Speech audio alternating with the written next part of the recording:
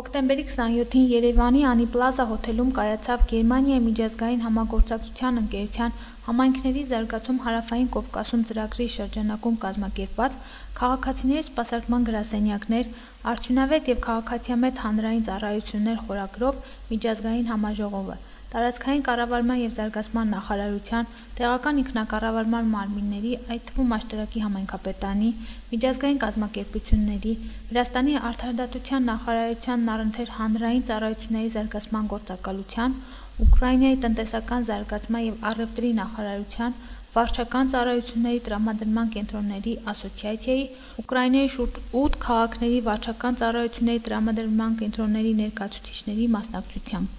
Համաժողովի նպատակն էր ներկայացնել Հայաստանի Հանրապետությունում քաղաքացիների սպասարկման գրասենյակների հայեցակարգը, քննարկել և փորձի փոխանակում իրականացնել տեղական և միջազգային գործընկերների միջև, որը հարթակ կհանդիսանա 3 երկրների միջև հետագա համագործակցության համար։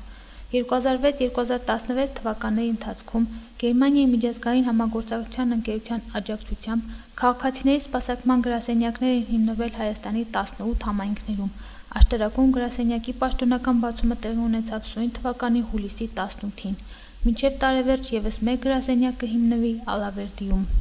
Համաժողովի ընթացքում Աշտարակ համայնքի ղեկավար Թովմաս Շավերդյանի կողմից հրավերք եղավ մեր միջազգային գործընկերներին տեղում ծանոթացնել տեղական ինքնակառավարման մարմնի աշխատանքային առօրյային։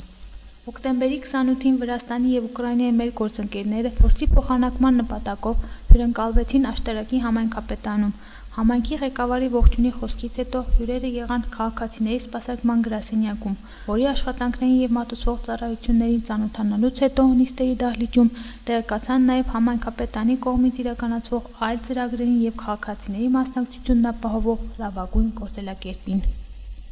Լիլիթ Գարանյան, Աշտարակի համայնքապետարան։